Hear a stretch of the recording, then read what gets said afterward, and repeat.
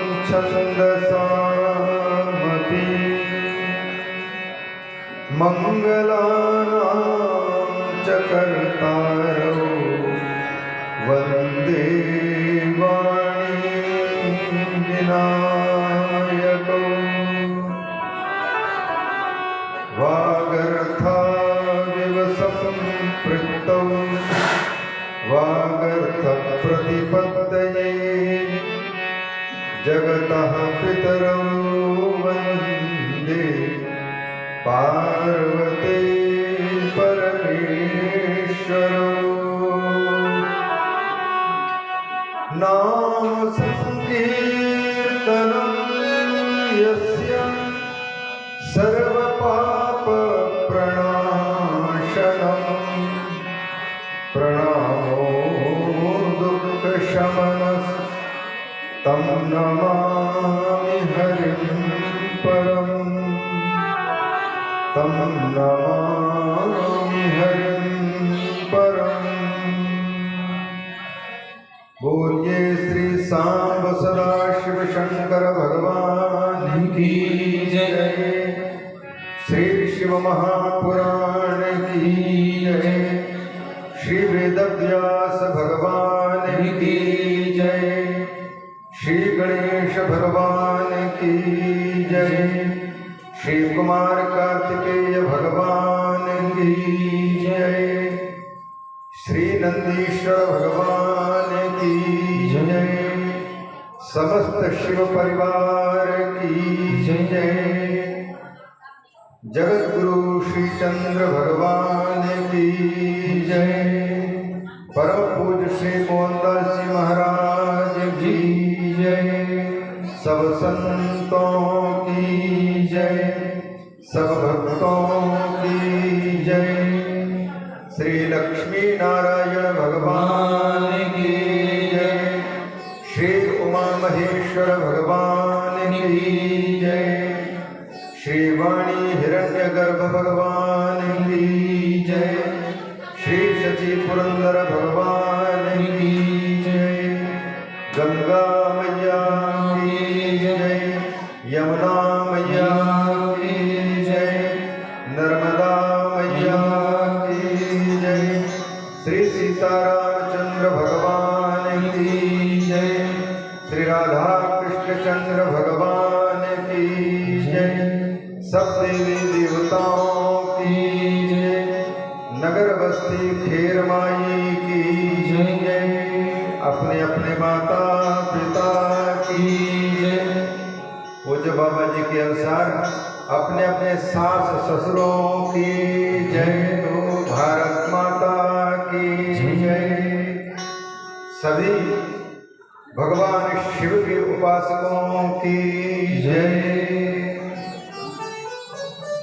परम मंगलमय भगवान शंकर की जहाँ एक और इस हिरणखेड़ा नाम के ग्राम में प्रतिदिन 25,000 पार्थिव शिवलिंगों की पूजा के माध्यम से हम सब अपने मन को और तन को भी भगवान में लगाने का प्रयास कर रहे हैं। वहीं दूसरी ओर भगवान शंकर और उनके समस्त पारिवारिक जनों के शब्दमय मूर्ति श्रीमद् शिव महापुराण के पावन प्रसंगों को सुनकर के अपने जीवन को अच्छे बनाने के उपायों को ढूंढने में भी लगे हैं। आयोजक परिवार ने भगवान की कृपा से पूज्य बाबा जी के सत्प्रेरणा के अनुसार कथा का आयोजन और साथ ही साथ पार्थिव शिव पूजा का आयोजन किया है। उसका लाभ न केवल आयोजक परिवार को बल्कि उनके साथ साथ में श्रोताओं को भी और पूजा में संलग्न समस्त सज्जनों को भी यह सौभाग्य प्राप्त हो रहा है। भगवान की कथा आयोजक को भी पवित्र करती है और वक्ता को भी पवित्र करती है, साथ ही साथ श्रोता को भी पवित्र करती है। तीन तीन लोकों को जैसे भगवान के चरण कमल से निकली हुई भागीरथी गंगा तीन लोकों को पवित्र कर रही है। आकाश में रहने वाले, स्वर्ग में रहने वाले देवताओं को भी आकाश गंगा बनकर के पवित्र कर रही है। वहीं दूसरी ओर भागीरथी गंगा बनकर के पृथ्वीवासियों को भी पवित्र कर रही है और पाताल गंगा बनकर के पातालवासियों को भी पवित्र कर रही है। उसी प्रकार से भगवान के मुख से निकली हुई ये कथा गंगा भी तीन लोकों को पवित्र कर रही है। एक तो वक्तारम, वक्ता को पवित्र कर रही है। दूसरे श्रोत्रीन, सुनने वालों को पवित्र कर रही है। और तीसरे पृच्छकम, पूछने वाला अर्थात आयोजक को भी पवित्र कर रही है। तो तीन तीन लोग पवित्र हो रहे हैं भगवान की पावन कथा के द्वारा। दूसरी बात, भगवान के चरणामृत को भी भगवान के चरण कमल से निकलने के कारण चरणामृत बोलते हैं, चरण कमल से उनकी पूजा से निकले हुए, तो वह जैसे पूजा करने वाले को भी पवित्र करता है और देखने वाले को भी पवित्र करता है और पूजा कराने वाले को भी पवित्र करता है, उसी प्रकार से भगवान की कथा भी तीन तीन लोगों को पवित्र कर रही है। अथवा भगवान के चरण कमल से निकली हुई गंगा जी जैसे इस पृथ्वी पर भागीरथी गंगा बनकर के अवतीर्ण हुई हैं, तो वह तीन तीन लोगों को पवित्र कर रही हैं। एक तो जो दर्शन करते हैं गंगा जी का, उनको भी पवित्र कर रही हैं। दूसरे जो गंगा जी का दर्शन करके आचमन कर लेते हैं, ऊपर जल छिड़क लेते हैं, उनको भी पवित्र कर रही है। और तीसरे जो गंगा जी का दर्शन भी कर रहे हैं, आचमन भी कर रहे हैं और स्नान भी कर ले रहे हैं, उनको भी पवित्र कर रही है। दरस, परस, मज्जन और पाना, इन तीनों को पवित्र करे। दर्शन करते हैं, दर्शन करके स्पर्श कर लेते हैं, उनको भी पवित्र कर रही है। मज्जन, डुबकी लगाते हैं, उनको भी पवित्र कर रही है। और पाना, जो गंगा जी को जल को पीते हैं, उनको भी पवित्र कर रही है। उसी प्रकार से यह भगवान शंकर के मुख से निकली हुई शिव गंगा, भगवान की शिव की कथा, यह भी तीन तीन लोगों को पवित्र कर रही है। बस अंतर इतना आएगा, आप लोग स्वयं निर्णय करना। गंगा जी का दर्शन करने वाले को भी पुण्य मिलता है, आचमन करने वाले को भी पुण्य मिलता है और डुबकी लगाने वाले को भी पुण्य मिलता है। तो इनमें कोई विशेष जटिल प्रश्न नहीं है कि किसको अधिक पुण्य की प्राप्ति होती है। केवल दर्शन करने वाले को कि दर्शन भी किया और आचमन भी कर लिया, उसको ज़्यादा पुण्य मिलता है कि जिसने दर्शन भी किया, आचमन भी किया, डुबकी भी लगाया, उसको पुण्य मिलता है। तो स्वाभाविक है जो तीनों के तीनों कर रखा है, दर्शन भी कर रहे हैं तो आँखों के द्वारा पवित्रता प्राप्त हो रही है, आचमन किया तो जल पेट के मुख के माध्यम से अंदर में जाकर के अंदर को पवित्र कर रही है, और डुबकी लगा लिया तो अंदर भी गए और बाहर भी, तो उसको डुबकी लगाने वाले को अधिक पवित्र कर रही है। दर्शन करने वाले को जो डुबकी नहीं लगाया, आचमन नहीं किया, तो उसकी अपेक्षा कम पुण्य, और जो दर्शन किया, आचमन किया, तो दर्शन करने वाले की अपेक्षा उसको ज़्यादा पुण्य की प्राप्ति होती है।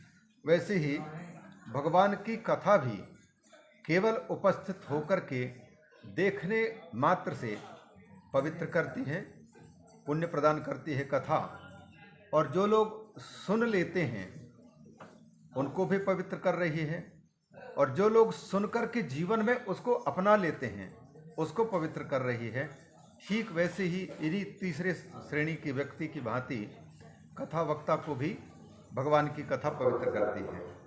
तो ऐसे पुण्य शिव गंगा हिरणखेड़ा ग्राम में नर्मदा जी के दक्षिण तट पर, नर्मदा जी जिनके प्रस्वेद के रूप में, पसीने के रूप में निकली है, वो भगवती की कृपा से शिव जी की पावन कथा यहाँ पर आयोजित हो रही है।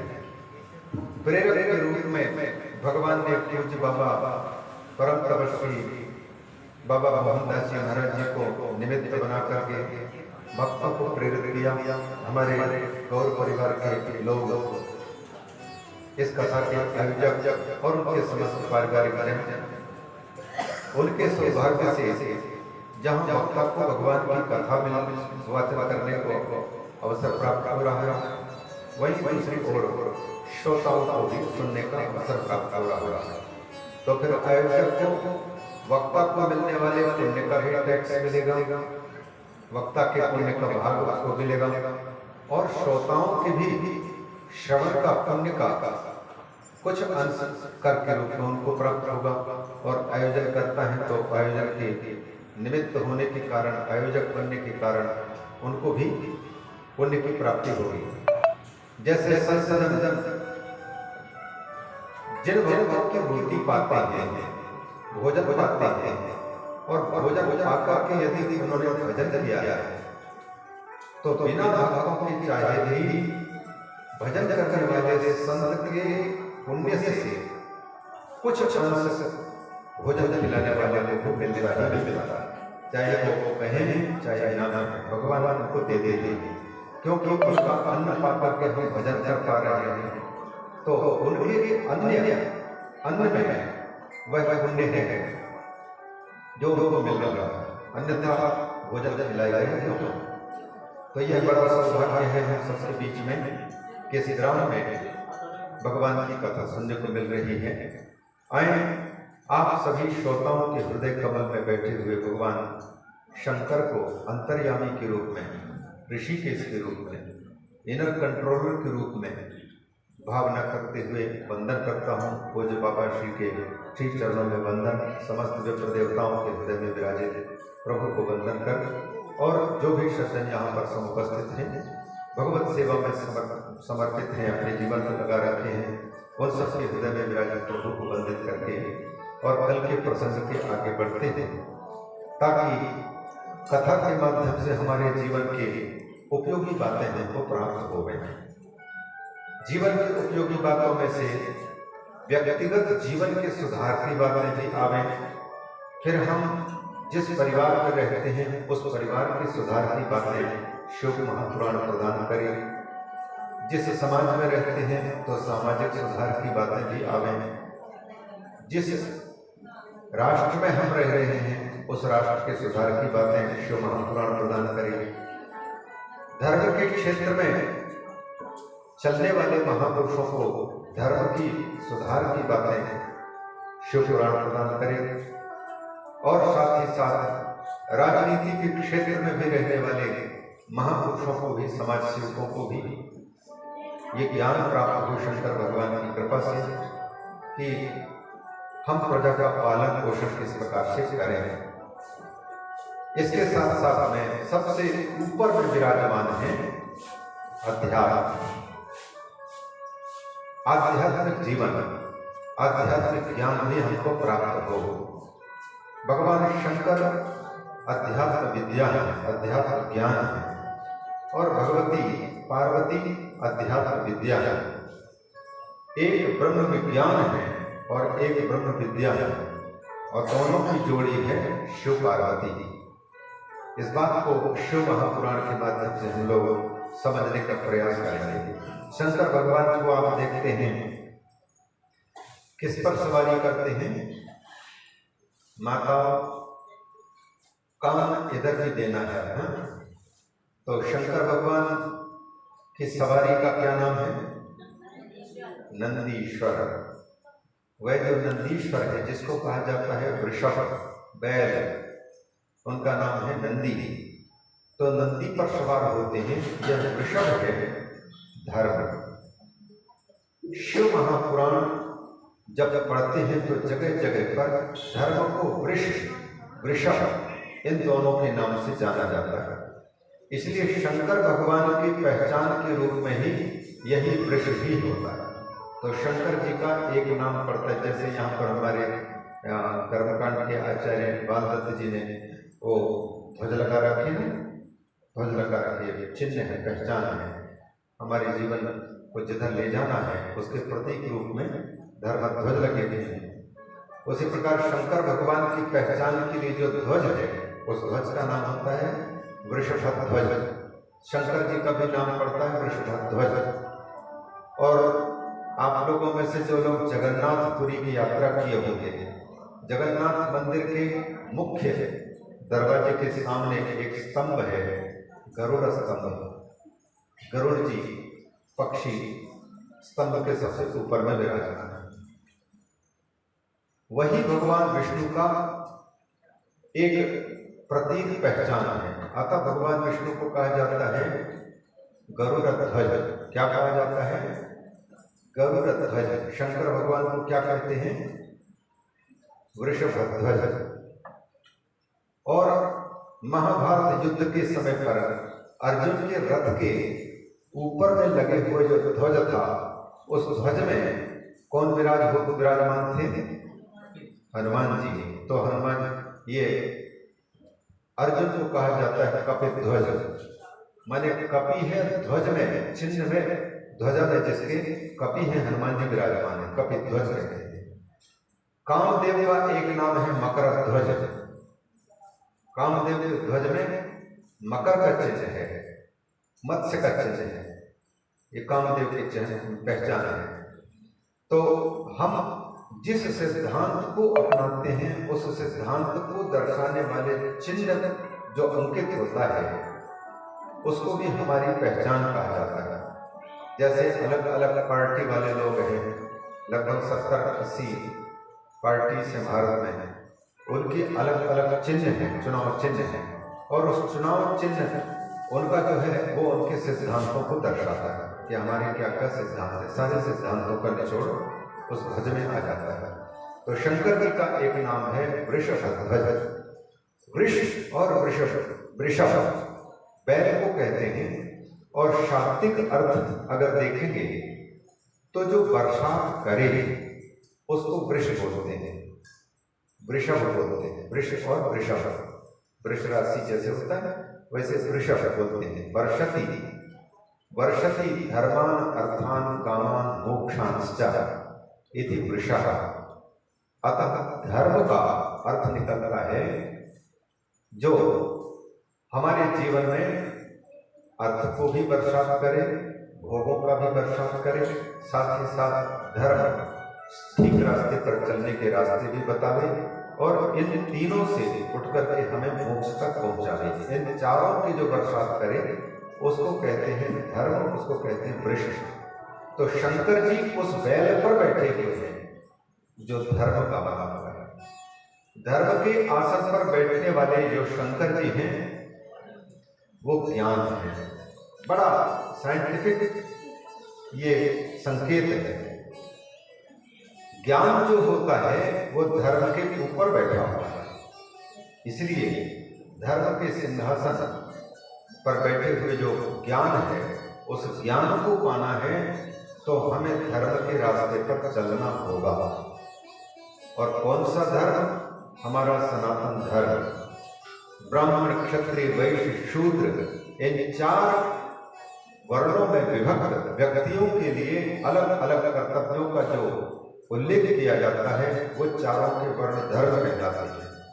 उसी प्रकार से जीवन के 4 भाग ब्रह्मचर्य, गृहस्थ, वानप्रस्थ और संन्यास, ये जीवन के 4 भाग। 100 साल की आयु अगर हमको प्राप्त हुई है तो उसके 4 भाग यदि करेंगे तो 25-25 वर्ष की एक भाग प्राप्त होता है।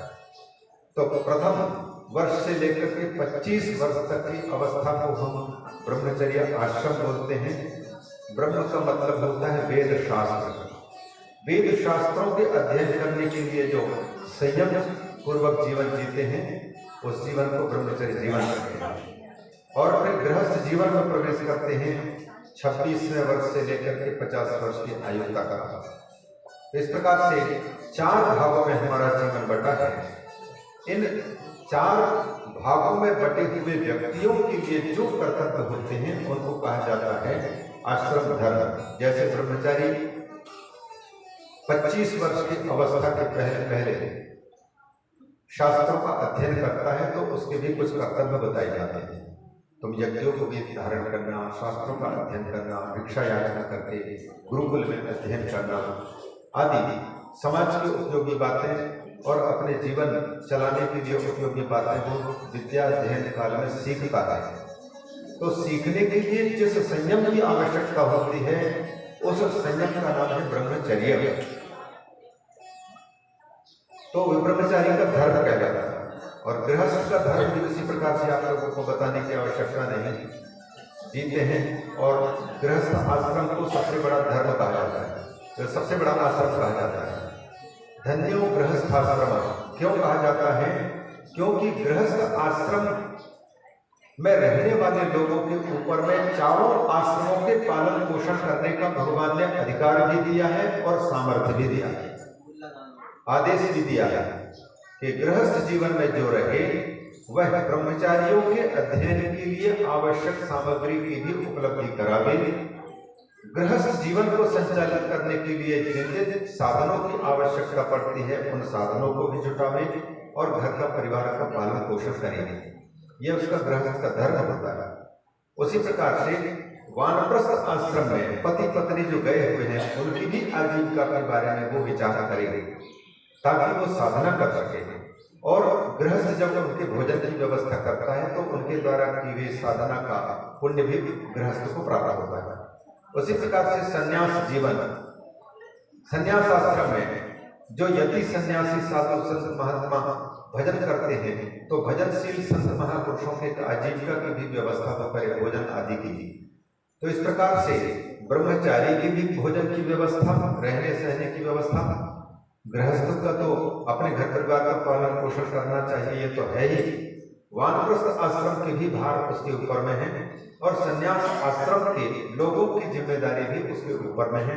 इसलिए धन्यो गृहस्थ आश्रम, गृहस्थ आश्रम को धन्य कहा जाता है। तो गृहस्थ आश्रम में रहते हुए जो हमें करना चाहिए उनको गृहस्थ आश्रम का धर्म कहा जाता है।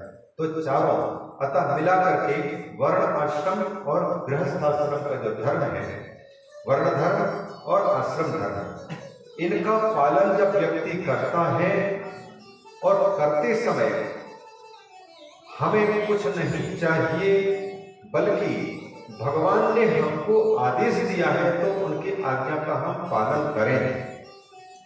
इस उद्देश्य से अगर वह अपने अपने धर्मों का पालन करता है तब धर्म पालन करने वाले व्यक्ति का चित्त शुद्ध होता जाता है। इसको कहते हैं पुण्य की प्राप्ति। चित्त शुद्ध होता है तब जाकर के यही धर्म का पालन करने वाले व्यक्ति के जीवन में ज्ञान का उदय होता है। इस बात को दर्शाते भगवान शंकर नंदीश्वर में सवार होकर कि मैं धर्म पर आरूढ़ हूँ, बैल पर आरूढ़ हूँ, माने धर्म के रास्ते पर चलेगा उसके जीवन में मैं ज्ञान बन करके प्रकट होगा। ये शिव महापुराण के शुरू से लेकर के आखिरी तक जब हम लोग अध्ययन करते हैं तब यह सारा रूप में निकल आता है। अब क्योंकि ग्राम देहात के संसार में रचे रचे लोग हैं अतः उनके बौद्धिक स्तर पर उतर करके वेदव्यास जी ने कथाओं का सहारा लेकर के और उन बातों को कही है। अतः कथाओं के माध्यम से किसी बात को अगर कही जाए तो वो जल्दी समझ में नहीं हो आती है, अतः कथाओं का हम आश्रय लेते हैं। तो आए हम भगवान की कथा, जो हम कल प्रसंग छोड़ रखे हैं, संध्या देवी का चरित्र। भगवती संध्या जो विप्र देवता संध्या वंदन करते हैं, प्रातः संध्या, मध्याह्न संध्या, सायं संध्या, मध्यरात्रि की संध्या, ये संधि वेला जो है उस समय पर जब तप, पूजा, पाठ, दान आदि जो कुछ सत्कर्म किए जाते हैं उनका अनंत गुना फल होता है। इसलिए उस समय पर यदि कोई व्यक्ति गलत कर्म करता है तो उसका भी करोड़ों गुना फल मिलता है। इसलिए इन संधि वेला में हमें अच्छे काम करने चाहिए, बुरे काम नहीं करने चाहिए। इस बात को दर्शाता है संध्या देवी का चरित्र, जो ब्रह्मा जी की पुत्री है संध्या। संध्या नाम इसलिए पड़ा क्योंकि ब्रह्मा जी ध्यान कर रहे थे, सम्यक ध्यानम, ध्यान में बैठे थे। उसी समय पर उनके शरीर से इस संध्या कुमारी का जन्म हुआ। तो उसके चरित्र को हम लोग देखें, क्योंकि माताओं के लिए ये बहुत उपयोगी चरित्र है। माताओं की संख्या अधिक होने के कारण माताओं के चरित्रों पर हम ज्यादा प्रकाश डालने की कोशिश करेंगे। प्रसंगवशात पुरुषों के जो चरित्र हैं वो शंकर जी के, कार्तिक के, गणेश के चरित्र के माध्यम से पुरुषों के चरित्र को निखार लाने का प्रयास करेंगे। भगवती जो संध्या है, संध्या के प्रसंग में कल हमने एक बात प्रारंभ की थी, वो किसी माता को यदि याद हो तो हमको याद करा दे।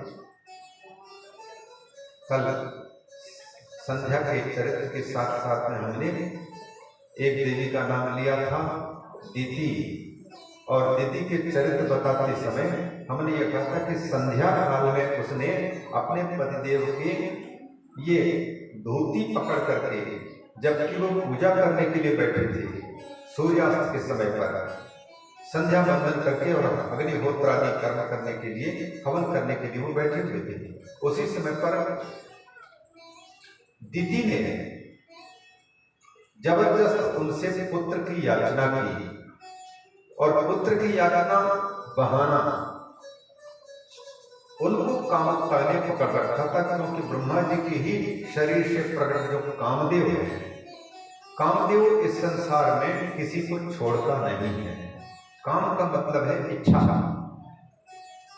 हमारी आंख की इच्छा, कान की इच्छा, कान चाहते हैं कि हमको अच्छी बातें सुनने को मिले। किसी की अगर निंदा करने लग जाए तो निंदा जिसकी की जा रही है, क्या वो व्यक्ति बड़ा खुश होता होगा? खुश होता है।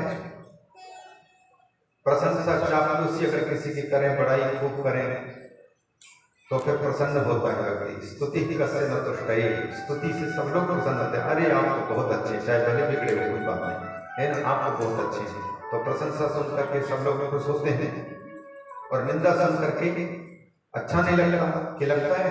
हिरणखेड़ा वालों को लगता होगा सही। आपकी अगर निंदा हम करें या दो लोग निंदा करें तो अच्छा लगेगा? अच्छा नहीं लगता ना। ये कान कहते हैं हमको अच्छी बातें सुनाओ, लेकिन कान जिसके हैं उस व्यक्ति के चित्त में अच्छी बातें किसको कहते हैं इसका ही पता नहीं है। इसलिए जो अच्छी बातें नहीं होगी उनको भी अच्छी बातें समझ करके उनको सुनने को तैयार हो जाते हैं। जैसे किसी की चुगली अगर शुरू कर देना, माताओं के कान या लोगों के कान जो है, अभी अगर बाहर ध्यान खींचा होगा तो तुरंत यहीं खड़े हो जाएंगे कान, बिल्कुल बारीकी से। अच्छा फलानिया ने ये किया, वो किया। तो निंदा को सुनने के लिए, चुगली को सुनने के लिए जल्दी कान तैयार हो जाते हैं। तो ये कान तो चाहते हैं हमको ये सुनने को मिले, वो सुनने को मिले, लेकिन हमें क्या सुनना चाहिए इसका ध्यान रखना चाहिए। कामुकता जो होती है, इच्छाएं जो होती हैं, कौन इच्छा अच्छी है और कौन इच्छा बुरी है, इसको व्यक्ति तत्काल में पहचान नहीं पाता। जो संतजनों के आश्रय में रहते हैं या शास्त्रों को सुनते हैं, उनको पता लगता है कि कौन बातें अच्छी हैं और कौन बातें बुरी हैं। किसी भी बात को सुनते समय पर चाहे वो कितनी भी अच्छी लगे, लेकिन परिणाम हमको क्या देखने को मिला उसको विचार करना चाहिए। वाणी जो हमारे कान के माध्यम से अंदर में प्रवेश कर रही है, उस वाणी में 3 बातों की परीक्षा हो जानी चाहिए, बोलने वाले को भी और सुनने वाले को भी। वाणी में 3 शर्तें हों। वाणी सत्य हो, पहले शर्त। दूसरी, वाणी हितकारी हो। तीसरी, वाणी मीठी हो। सत्यम प्रियम हितम च, सच भी हो, प्रिय भी हो और हितकारी भी हो। सत्य तो है लेकिन प्रिय नहीं है और हितकारी नहीं है, तो फिर ऐसे सत्य को भी बोलना उचित नहीं। उसी प्रकार से हितकारी तो है लेकिन कड़वा, हितकारी तो है लेकिन मिठास नहीं आ रहा, अथवा सत्य नहीं है, हितकारी है लेकिन सच नहीं है, तो ऐसी वाणी का भी शास्त्र कहते हैं कि इससे दूर रहो। उसी प्रकार से मीठी वाणी लोगों को अच्छी लगती है, लेकिन मीठी वाणी कभी कभी झूठी भी होती है, सच नहीं होती है और हितकारी भी नहीं होती है। जैसे खुशामदी, किसी की चापलूसी, किसी को चने के झाड़े को झाड़ पर चढ़ा देना, प्रशंसा से पुल बांध देना, तो ये मीठी तो लगती है लेकिन सच नहीं है, हितकारी नहीं है, वो गिर सकता है। इसलिए शास्त्र कहते हैं सत्यम ब्रूयात प्रियम ब्रूयात न ब्रूयात सत्यम अप्रियम प्रियम च नानतम ब्रूयात एष धर्म सनातन। सच बोले, सच के साथ साथ में वह सच प्रिय भी हो ऐसा बोले, जो सच ना हो ऐसा प्रिय ना बोले, जो प्रिय हो पर जिसमें सच्चाई ना हो ऐसी वाणी भी ना बोले। गीता कहती है और मिला लेते हैं, हितकारी भी होनी चाहिए। तो कान से हम जो सुन रहे हो तो सुनने की चीज सच भी हो, हितकारी भी हो और प्रिय भी हो। ज्यादा से ज्यादा संसार में प्रिय बातों को सुनने के प्रेमी होते हैं। हितकारी बातों को सुनना माने कड़वी नीम की दवा पीना। शुगर को भगाने के लिए कड़वी नीम के सेवन की बात कहते हैं। तो जो दवाई होती है असली, यदि वो कड़वी भी है तो उसके सेवन करने में कोई दिक्कत महसूस नहीं करनी चाहिए। उसी प्रकार से गुरुजन यदि डांट फटकार करके कोई अच्छी बात बताते हैं तो उसमें भी परिणाम अच्छा होगा यह सोच करके उसको स्वीकार करना चाहिए। तो हम संध्या के समय पर, जिस समय की ध्यान वंदना पूजा करने का समय है, ऐसे समय पर अगर गलत कर्म करते हैं तो उसका क्या परिणाम निकलता है अभी बताने जा रहे हैं।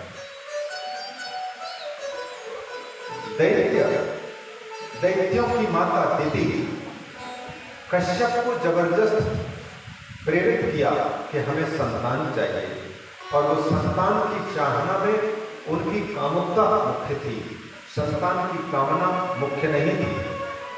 इंद्रियों को सुख करने के लिए जो भोग भोगा जाता है उसको काम गिराने वाला काम कहा जाता है। जो काम हमारे धर्म को नष्ट करे, हमारे भोगों का भी नाशक हो और हमारे मुक्ति का भी नाशक हो, ऐसे काम को नहीं अपनाना चाहिए, ऐसे भोग को।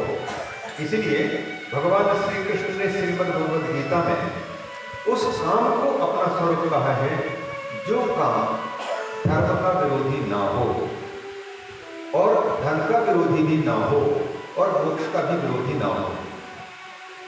आजकल के छोटे युवक और युवतियां कामुकता वशात संबंध जोड़ तो लेते हैं, पर इस कामुकता वशात जुड़े हुए संबंध में उन तीनों की खतरा है। धन भी नष्ट होता है, हमारा धर्म भी नष्ट होता है और मुक्ति से तो हम गए बीते होते हैं। इसलिए भगवान कहते हैं धर्मा विरुद्धो भूतेषु कामोस्मि भरतर्षभो। प्राणियों में मुझे उस काम का स्वरूप समझना चाहिए जो काम, जो भोग धर्म का विरोधी नहीं हो। धर्म विरुद्ध भोग निषिद्ध है और धन का विरोधी काम निषिद्ध है और मोक्ष का भी विरोध करने वाला काम निषिद्ध है। इन तीनों का दिति माता ने जो पुत्र की याचना की थी, इसमें कामुकता थी और उस समय पर कामुकता थी जिस समय पर यह गलत माना जाता है। संध्या के समय पर, सूर्यास्त के समय पर, सूर्योदय के समय पर, ठीक मध्याह्न वेला में और ठीक मध्याह्न रात्रि में ये कामुकता का आना और उस प्रकार से संसर्ग करना कितना खतरनाक हो सकता है। उनके पतिदेव ने, कश्यप जी ने अपनी पत्नी के कहने के अनुसार दैव को नमस्कार करके उनके साथ संबंध किया। यद्यपि कश्यप देव ने निषेध किया, पहले पत्नी से कहा कि देवी तुम मेरी पत्नी हो और पत्नी की इच्छा की पूर्ति करना पति का कर्तव्य है, उसी प्रकार पत्नी का भी कर्तव्य है पति की इच्छा की पूर्ति करना। मैं तुम्हारी इच्छा की पूर्ति अवश्य करूंगा, लेकिन यह जो वेला है सूर्यास्त की वेला, ये भगवान शंकर की विचरण करने की वेला है। भूत प्रेत पिशाचों को अपने गणों को लेकर के सीधी विचरण करते हैं। श्रीमद् भागवत महापुराण के तृतीय स्कंध में जय और विजय की कथा के प्रसंग में आप इस बात को जान पाएंगे, जहां पर हिरण्याक्ष और हिरण्यकशिपु की उत्पत्ति की कथा दी गई। तो मना किया, लेकिन कामुकता वशात दैती ने नहीं माना, तो उन्होंने सोचा भगवान की शायद कुछ अलग इच्छा होगी, उनके साथ संबंध बनाया। इसके बाद फिर दीदी को लगा कि हमसे अपराध हुआ, मेरे पतिदेव ने मना किया था, ये शंकर जी के विचरण के समय है और ऐसे समय पर सहवास करना उचित नहीं है, लेकिन मैं अपनी कामुकता के अधीन होकर के गलत काम मेरे पति के द्वारा भी करवा दी और मैंने स्वयं गलत किया, तो पश्चाताप होने लग गया। तो फिर अपने पतिदेव से क्षमा याचना करते हुए कहा कि हमने देवर का अपमान किया है, मतलब देवताओं में श्रेष्ठ जो शंकर जी भगवान हैं, शंकर भगवान का हमने अपराध किया है। भगवान भोलेनाथ हमारे इस अपराध को क्षमा करें। कहकर के क्षमा याचना करने लग गई। तब फिर कश्यप ने कहा, देखो तुमने धर्म के विरुद्ध कदम उठवाया, इसलिए तुम्हारे कोख से ऐसे बालक उत्पन्न होंगे जो धर्म के विरोधी होंगे, ब्राह्मणों के विरोधी होंगे, वेदों के विरोधी होंगे, संतों के विरोधी होंगे और सारे धर्म कार्यों का विरोध करने वाले होंगे। तो घबरा गए, नाथ आपको समर्थ कृपा करके इस प्रकार के संतान हमारे न हो। जब पश्चाताप होने लग गया ना, व्यक्ति यदि कोई गलत काम कर ले और पश्चाताप उसके अंदर में होने लग जाए तो आधा प्रायश्चित वो हो गया और दोबारा उस प्रकार के गलत कर्म करने का निश्चय न आने दे। बस अब गलती हो गई सो कोई दोबारा इस प्रकार की गलती नहीं करूंगा, इस प्रकार संकल्प लेकर के जब गलत कर्म से बच जाता है तो उसका प्रायश्चित होता है भगवान से क्षमा याचना आदि करके। तो दीदी ने वैसे ही किया। तो फिर कश्यप ने कहा, अच्छा ठीक है, तुम्हारे पुत्र दीदी के पुत्र हिरण्याक्ष और हिरण्यकशिपु दैत्य तो बड़े बलवान होंगे जो दुनिया को विध्वंस करेंगे, सताएंगे लोगों को, गौों को, ब्राह्मणों को, संतों को, धर्म के विरोधी, सबके विरोधी निकलेंगे। लेकिन तुमने पश्चाताप प्रकट किया है, इसलिए हम भगवान से प्रार्थना करते हैं कि तुम्हारे कुल में कोई ऐसा बालक उत्पन्न हो जाए जो तुम्हारे कुल को तार दे। तो कश्यप ने भगवान शंकर से प्रार्थना की। तो भगवान भोलेनाथ की कृपा से देखो, हिरण्यकशिपु और हिरण्याक्ष तो पूरी दुनिया को सताने वाले बने, लेकिन पश्चाताप करने के कारण और कश्यप की कृपा से दीदी के पुत्र प्रहलाद हुए भगवान को भजन करने वाले हैं। ऐसी स्थिति बनी। ये संध्या वेला जो जन्म ली है, संध्या भगवान ब्रह्मा जी के सम्यक ध्यान करते समय प्रकट हुई थी। यह अत्यंत पवित्र चरित्र है। ये प्रसंग में हम एक बात और कह रहे थे, जिसमें संध्या को पश्चाताप हुआ, उस बात को हम कहें। उससे पहले एक छोटा सा संकीर्तन जो प्रारंभ में नहीं कर पाए हैं। तेरा पल पल बीता जाए, मुख से जप ले नमः शिवाय। तेरा पल बीता जाए, मुख से जप ले नमः शिवाय। तेरा पल बीता जाए, मुख से